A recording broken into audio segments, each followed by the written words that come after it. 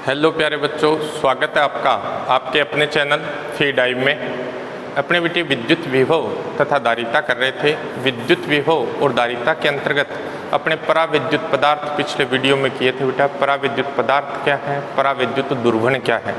आपने वीडियो पूरा अच्छी तरह से देख लिया होगा। नहीं देखा है तो बेटा वीडियो को पूरा देखिए और ज़्यादा से ज़्यादा वीडियो को शेयर कीजिए बेटे। आज अपने पास एक इम्पोर्टेंट टॉपिक है बेटा, वान डी ग्राफ जनित्र। वान डी ग्राफ जनरेटर क्या है। अपना यूट्यूब चैनल फी डाइव है बेटा, फी डाइव पे जाइए, चैनल को सब्सक्राइब कीजिए बेटे और ज़्यादा से ज़्यादा आप वीडियो को शेयर कीजिए बेटा। वान डी ग्राफ जनित्र होता क्या है, किसे कहते हैं वान डी ग्राफ जनित्र। वान डी ग्राफ जनित्र एक ऐसी मशीन है बेटा जिसकी सहायता से कई लाख वोल्ट के कोटि का उच्च विभवांतर उत्पन्न किया जाता है। यह एक ऐसी मशीन है, यह एक ऐसी मशीन है, ऐसी मशीन है जिसकी सहायता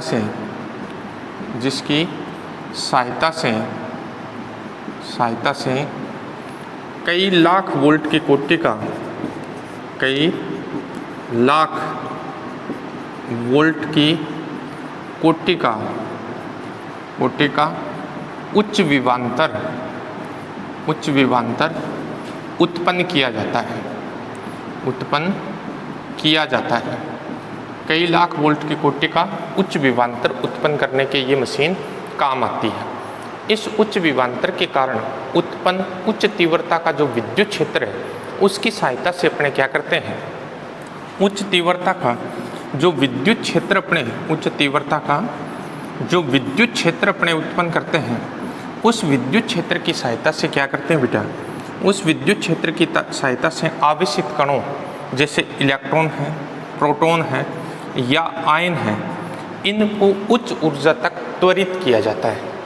यह एक ऐसी मशीन है बेटी जिसकी सहायता से उच्च विभवांतर उत्पन्न किया जाता है और इस उच्च विभवांतर के कारण उत्पन्न उच्च तीव्रता का जो विद्युत क्षेत्र है, उस विद्युत क्षेत्र की सहायता से अपने क्या करते हैं, आवेशित कणों जैसे इलेक्ट्रॉन, प्रोटॉन, आयन आदि को क्या करते हैं, उच्च ऊर्जा तक त्वरित करने के लिए प्रयुक्त करते हैं।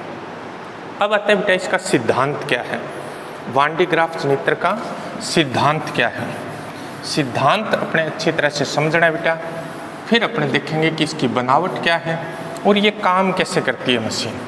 पहले अपने देखते हैं बेटा सिद्धांत क्या है, वान डी ग्राफ का सिद्धांत, प्रिंसिपल क्या है इसका, कि प्रिंसिपल देखते हैं अपने इसका, किस प्रिंसिपल पर ये काम करता है, सिद्धांत क्या है। अपने क्या करते हैं बेटा, कैपिटल आर त्रिज्या का एक गोलीय कोष लेते हैं, बड़ा गोलीय कोष लेते हैं। कैपिटल आर त्रिज्या का एक बड़ा गोलीय कोष लेते हैं बेटे। ये कैपिटल आर त्रिज्या का एक बड़ा गोलीय कोष है। इसे क्यू आवेश देते हैं, इसे क्या करते हैं, क्यू आवेश दिया जाता है। अपने जानते हैं बेटा जब किसी कोष को आवेश देते हैं तो दिया गया आवेश उसके पृष्ठ पर एक समान रूप से वितरित हो जाता है। तो जब बेटा इसको आवेश देंगे तो दिया गया संपूर्ण आवेश इसके पृष्ठ पर एक समान रूप से वितरित हो जाता है। जब इसे प्लस क्यू आवेश दिया तो दिया गया सारा आवेश इसके पृष्ठ पर एक समान रूप से वितरित हो जाता है। गोलीय कोष के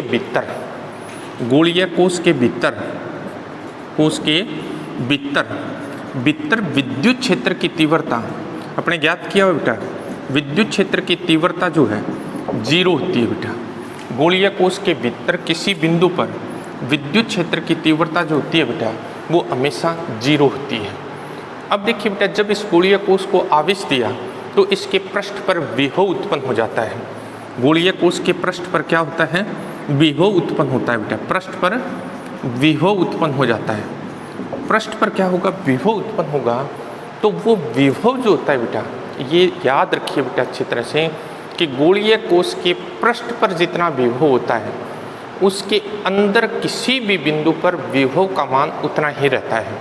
जैसे इस बिंदु पर जितना विभव होगा उतना इस बिंदु पर होगा, उतना इस बिंदु पर होगा, उतना इस बिंदु पर होगा और उतना ही केंद्र पर होगा। गोलीय कोष के भीतर विद्युत क्षेत्र की तीव्रता का मान सदैव 0 होता है, जबकि विभव उतना ही होता है जितना उसके पृष्ठ पर है। तो इसके पृष्ठ के प्रत्येक बिंदु पर विभव का मान क्या होगा? पृष्ठ के प्रत्येक बिंदु पर विभव, पृष्ठ पर विभव अपने पास जो है वो अपने पास आ जाएगा बच्चे कितना? Q/4πε0r। एक चीज़ अपने पढ़ी थी बेटा कि गोलीय कोष, अपने पास जो आवेशित गोलीय कोष होता है बेटा, वो पृष्ठ पर स्थित बिंदुओं और पृष्ठ के बाहर स्थित बिंदुओं के लिए बिंदु आवेश की भांति व्यवहार करता है। अर्थात इस तरह से व्यवहार करता है जैसे सारा आवेश उसके केंद्र पर स्थित हो। केंद्र पर आवेश होता नहीं है, लेकिन वो पृष्ठ पर स्थित बिंदुओं और पृष्ठ के बाहर स्थित बिंदुओं के लिए बिंदु आवेश की भांति व्यवहार करता है। तो अपने पास क्या आ जाएगा बेटा? इसके पृष्ठ पर विभव का मान ये आ गया। अब इस बिंदु पर भी विभव इतना ही होगा, इस पर भी विभव इतना ही होगा, इस पर भी विभव इतना ही होगा और इस पर भी विभव का मान इतना ही होगा। मतलब जितना इसके पृष्ठ पर है उतना ही पृष्ठ के भीतर किसी बिंदु पर विभव होता है। अब अपने क्या करते हैं? अब अपने Q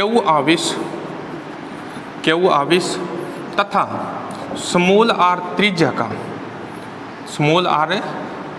का एक गोला जो है वो इस गोलीय कोष के केंद्र पर रख देते हैं। स्मॉल r त्रिज्या तथा Q आवेश का एक गोला जो है इस गोलीय कोष के केंद्र पर रख दिया। इस गोले की त्रिज्या जो है बेटा वो स्मॉल r है और इस पर आवेश जो है वो Q है। अब क्या होगा बेटा?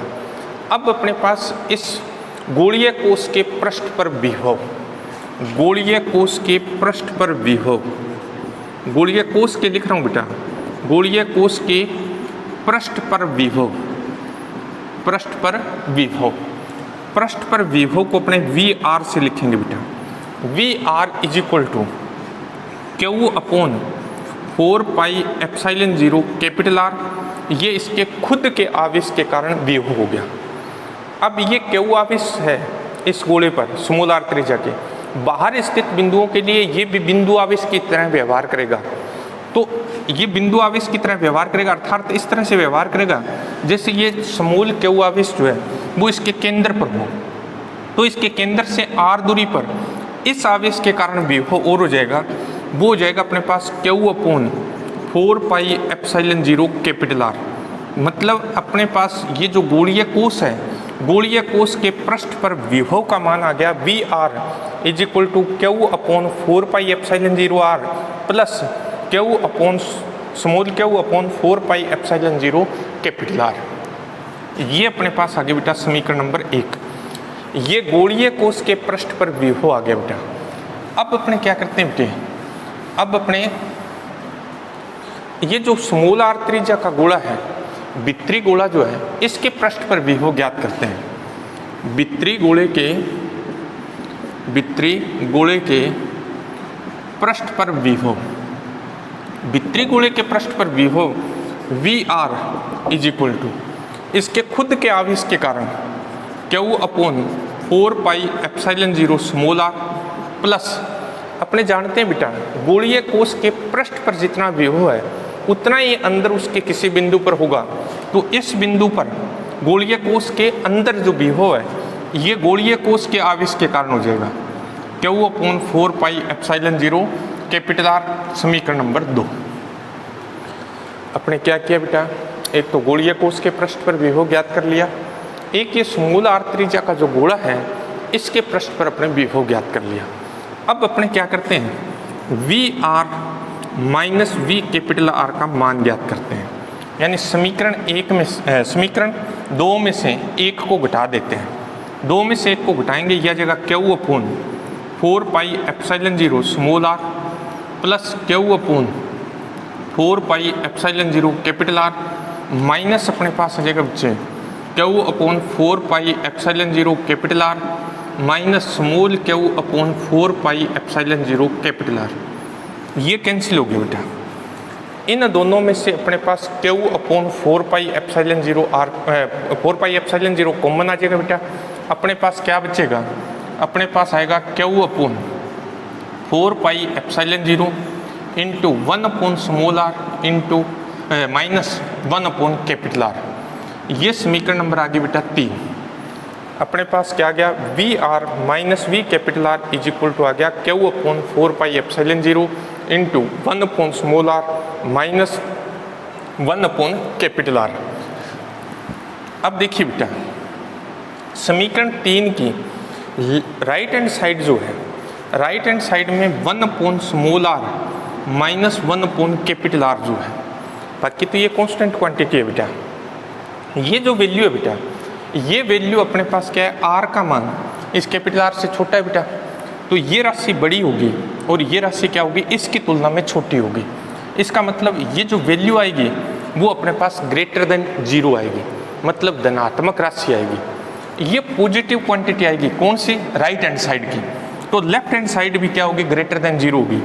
इसलिए v small are minus we capital R is also greater than 0।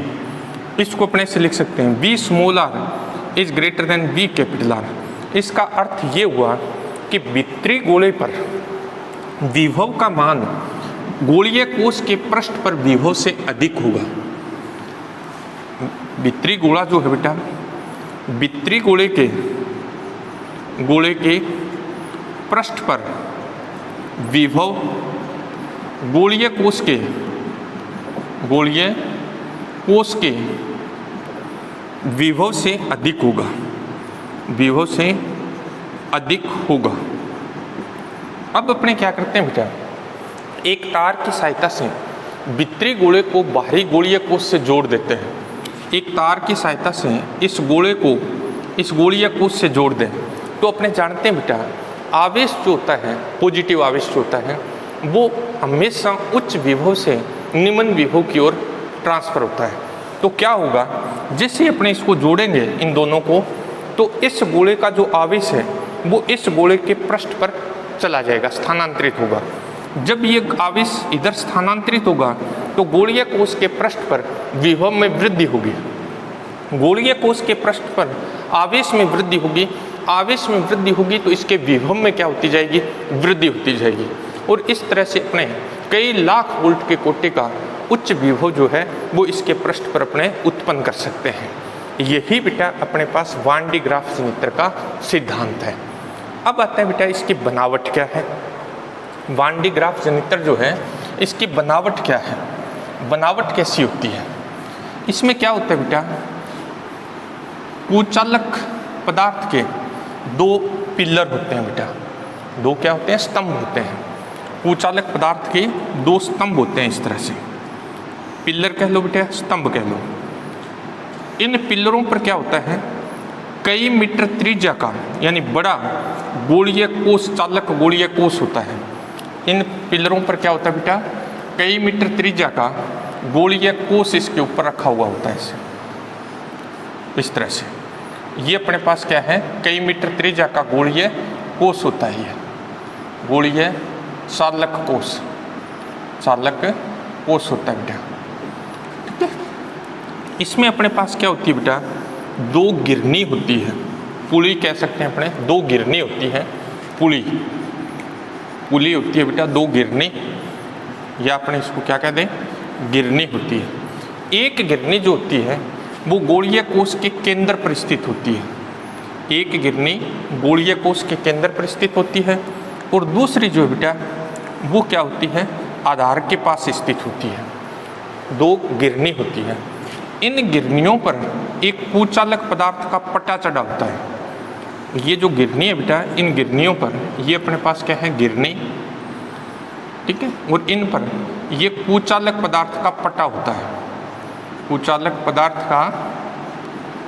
का पट्टा चढ़ा होता है। ये जो गिरनी P1 नाम दे देता हूँ मैं इसको P2 नाम दे देता हूँ, पुली।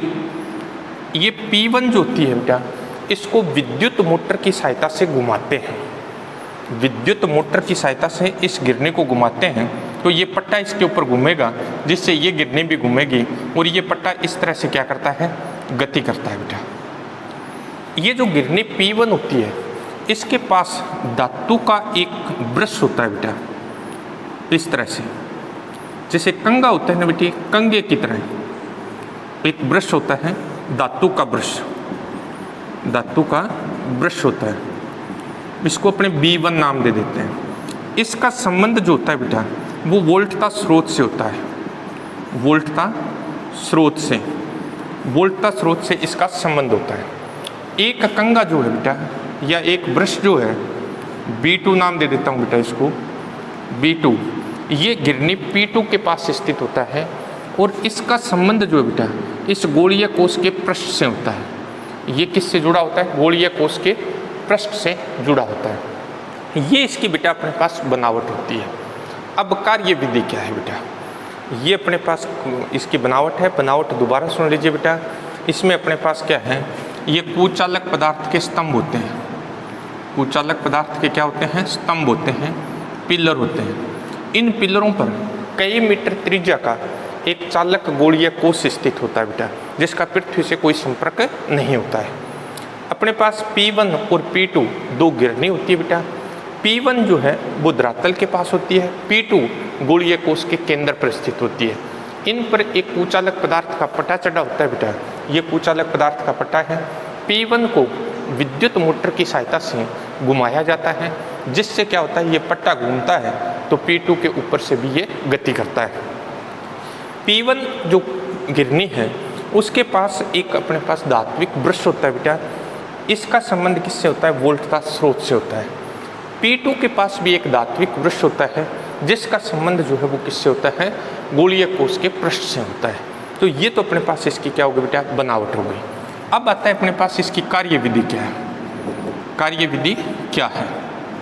अपने क्या करते हैं बेटा, इस वोल्टता स्रोत की सहायता से इस धात्विक ब्रश को प्लस आवेश देते हैं, प्लस Q आवेश देते हैं। जब अपने इसको प्लस Q आवेश देंगे तो वो इसके तीक्ष्ण किनारों पर आएगा बेटा। क्या आएगा? तीक्ष्ण किनारों पर आएगा। इसके किनारे क्या है? तीक्ष्ण है। मैंने कहा था ना तीक्ष्ण किनारे हैं। किस तरह के तीक्ष्ण किनारे हैं बेटे? जिस तरह से कंगे में होते हैं, तो ये तीक्ष्ण किनारों पर आएगा। और अपने जानते हैं बेटा सिग्मा इज इक्वल टू होता है Q अपॉन A। तीक्ष्ण किनारों पर पृष्ठ आवेश घनत्व का मान अधिक होता है। तीक्ष्ण किनारों पर पृष्ठ आवेश घनत्व का मान क्या होता है? बहुत अधिक होता है। तो ये पृष्ठ आवेश घनत्व बहुत अधिक होने के कारण यहाँ से धनावेश की बौछार होनी शुरू हो जाती है। यहाँ से जब धनावेश की बौछार होती है, ये धनावेश इस पट्टे पर वितरित होता है और ये पट्टा क्या कर रहा है? गति कर रहा है। तो ये धनावेश पट्टे के साथ ऊपर जाएगा बेटा। ये धनावेश पट्टे के साथ क्या होता है? ऊपर की तरफ गति करता है। जब ये B2 के सम्मुख आता है बेटा, B2 के सम्मुख आता है तो यहाँ पहले प्रेरण होगा। प्रेरण से क्या होगा? क्योंकि ये धातु है, धातु में मुक्त इलेक्ट्रॉन होते हैं, तो ये धनावेश उन मुक्त इलेक्ट्रॉनों को अपनी तरफ आकर्षित करेगा। अपनी तरफ जब आकर्षित करेगा तो इस पर क्या आ जाएगा? ऋणावेश आ जाएगा। और इसके दूसरी तरफ क्या आएगा? धनावेश। और ये जो धनावेश आएगा वो कहाँ चला जाएगा? गोलीय कोश के पृष्ठ पर चला जाएगा। दूसरी तरफ क्या आएगा? धनावेश आएगा। और क्योंकि इसका संबंध गोलीय कोश के पृष्ठ से है तो वो धनावेश गोलीय कोश के पृष्ठ पर चला जाएगा। यहाँ फिर अपने पास क्या होगा बेटा? यही स्थिति लागू होगी कि यहाँ पृष्ठ आवेश घनत्व का मान क्या हो जाएगा? बहुत अधिक हो जाएगा। जब पृष्ठ आवेश घनत्व का मान बहुत अधिक हो जाएगा तो अब यहाँ ऋणावेश की बौछार शुरू हो जाएगी। ये ऋणावेश जो इस पर पट्टे पर गिरेगा तो इस धनावेश को क्या कर देगा? उदासीन कर देगा। और ये पट्टा उदासीन होकर नीचे की तरफ गति करेगा। नीचे की तरफ गति करके जब वापस ये B1 के सम्मुख आएगा तो यहाँ से धनावेश लेके जाएगा। फिर यहाँ प्रेरण होगा। इस गोलीय कोश के पृष्ठ पर इस तरह से धनावेश में वृद्धि होती जाएगी। जब धनावेश में वृद्धि होगी, गोलीय कोश के पृष्ठ पर धनावेश में वृद्धि होगी तो इसके विभव में क्या होगी? वृद्धि होगी। विभव में क्या होती जाएगी? वृद्धि होती जाएगी। और उच्च विभवांतर जो है, पृथ्वी के सापेक्ष उच्च विभवांतर जो है वो उत्पन्न हो जाएगा बेटा। इस तरह से लगातार क्या होगा? इसके विभव में क्या होती जाएगी? वृद्धि होती जाएगी। अब क्या होता है बेटा कि जब अपने उच्च विभवांतर, कितना उच्च विभवांतर उत्पन्न हो जाएगा?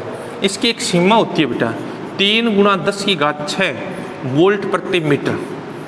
इतना उच्च विभवांतर या इससे कम, अगर इससे अधिक हो गया बेटा, अधिक होते ही क्या होता है कि वायु, इसके संपर्क में आने वाली जो वायु होती है वो आयनित हो जाती है और फिर यहाँ से आवेश का क्षरण प्रारंभ हो जाता है। आवेश का लीकेज स्टार्ट हो जाता है बेटा। क्षरण का मतलब होता है फिर आवेश वायु में क्षरित होना शुरू हो जाता है। तो इस तरह से इससे कम मान तक इस पर विभव में वृद्धि होती रहती है। तो इस तरह से अपने पृथ्वी के सापेक्ष 6 से 8 लाख वोल्ट की कोटि का 8 लाख वोल्ट की कोटि का उच्च विभवांतर उत्पन्न कर सकते हैं। 6 लाख से लेकर 8 लाख वोल्ट की कोटि का उच्च विभवांतर जो है वो पृथ्वी के सापेक्ष अपने उत्पन्न कर सकते हैं। तो ये इसकी बेटा अपने पास क्या थी, कार्यविधि थी। अब देखिए बेटा, ये जो चीज़ अपने पढ़ी है कि अपने पास तीक्ष्ण जो किनारे होते हैं, तीक्ष्ण किनारों पर क्या होता है, विभवांतर का पृष्ठ आवेश घनत्व का मान जो होता है वो बहुत अधिक होता है। इस क्रिया को क्या कहा जाता है? देखिए बेटा, अपने पढ़ा कि sigma is equal to Q upon A अगर कम है बेटा, तीक्ष्ण किनारों का पृष्ठ क्षेत्रफल क्या होता है, कम होता है। अगर ए कम है बेटा तो सिग्मा क्या होगा, अधिक होगा। जब सिग्मा अधिक होगा बेटे तो अपने पास क्या होगा, सिग्मा अधिक होगा तो अपने पास क्या होगा बच्चे, आवेश की बौछार शुरू होती है। इस घटना को क्या कहते हैं, इस घटना को किरीट विसर्जन कहते हैं बेटा। इस घटना का जो नाम है वो क्या नाम है, किरीट विसर्जन है। किरीट विसर्जन अगर इसकी परिभाषा पूछ ली जाए बेटा तो क्या होती है कि तीक्ष्ण किनारों का क्षेत्रफल कम होने के कारण, तीक्ष्ण किनारों का क्षेत्रफल कम होने के कारण पृष्ठ आवेश घनत्व का मान अधिक होता है, और पृष्ठ आवेश घनत्व का मान अधिक होने के कारण आवेश की बौछार प्रारंभ हो जाती है। इस घटना को किरीट विसर्जन कहते हैं। अब देखिए बेटा, इसका उपयोग भी है किरीट विसर्जन का। एक तो अपने इसमें कर रहे हैं, एक आपने देखा होगा जो आसमानी बिजली गिरती है उससे ऊंची बिल्डिंगों को बचाने के लिए भी इस सिद्धांत का उपयोग किया जाता है। इस सिद्धांत का उपयोग करते कैसे हैं, वो अपने तड़ित का उपयोग करके, इस तड़ित का उपयोग करके जो आसमानी बिजली गिरती है उससे क्या करते हैं, बड़ी जो बिल्डिंगें होती है, भवन जो होते हैं, उनको बचाते हैं। किस तरह से, जैसे अपने पास ये एक बिल्डिंग है बेटा, ये बिल्डिंग है, इस बिल्डिंग पर क्या करते हैं, इस बिल्डिंग में से एक तांबे का तार, मोटा तांबे का तार जो है वो ऐसे गुजारते हैं और उसको पृथ्वी में ले आते हैं। पृथ्वी में तांबे की एक प्लेट दबा देते हैं, तांबे की एक प्लेट दबा देते हैं, और ये जो ऊपर तार बचता है इसके जो नुकीले सिरे बना दिए जाते हैं। इस तरह से इसके जो सिरे हैं वो कैसे बना देते हैं, नुकीले बना देते हैं। अब क्या होता है बेटा, एक आवेशित बादल इसके पास आता है। आवेशित बादल जब इसके पास आता है, मान लो ये धनावेशित है बादल, ये बादल कैसा है, धनावेशित है। कैसा ये हो सकता है बेटा, ये धनावेशित बादल है। तो ये क्या करेगा, यहाँ प्रेरण करेगा बेटा, प्रेरण उत्पन्न होगा। इस धनावेश के कारण इस चालक में जो मुक्त इलेक्ट्रॉन है वो यहाँ आ जाएंगे, ऊपर की तरफ आ जाएंगे। तो यहाँ क्या होगा, ऋणावेश आ जाएगा, और इसके इस तरफ धनावेश आएगा। वो धनावेश इस तार के द्वारा पृथ्वी में आ जाएगा और पृथ्वी उसको उदासीन कर देगी। अब क्या होगा, ये फिर तीक्ष्ण किनारे हैं बेटा, और तीक्ष्ण किनारों पर पृष्ठ आवेश घनत्व का मान बहुत अधिक होता है। तो यहाँ से क्या होगी, ऋणावेश की बौछार शुरू हो जाती है, किरीट विसर्जन होता है। ये ऋणावेश की जो बौछार होती है इस तरह से, ये इस बादल से टकराती है, ऋणावेश की बौछार। बादल धनावेशी था और ये ऋणावेश जब इससे टकराएगा तो ये इस बादल को क्या कर देगा, उदासीन कर देगा, और जब बादल उदासीन हो जाएगा तो इस भवन पर बिजली नहीं गिरेगी। इस तरह से जो ऊंची बिल्डिंगें होती है बेटा, ऊंचे भवन जो होते हैं, उनको बिजली गिरने से बचाया जाता है। तो ये था बेटा अपने पास वान डी ग्राफ जनित्र। वान डी ग्राफ जनित्र में अपने को वान डी ग्राफ जनित्र का क्या है, इसका सिद्धांत क्या है, बनावट क्या है और कार्यविधि क्या है, इतना ही पढ़ना है। किरीट विसर्जन मैंने आपको अलग से बताया है और तड़ित के बारे में आपको अलग से बताया बेटे। वीडियो बेटा पूरा देखिए, अच्छी तरह से समझिए। अगर समझ में नहीं आए तो आप मुझे कमेंट कीजिए, आपको उसका रिप्लाई दिया जाएगा। वीडियो को ज़्यादा से ज़्यादा शेयर कीजिए बेटा और चैनल को सब्सक्राइब कीजिए। थैंक यू बेटे।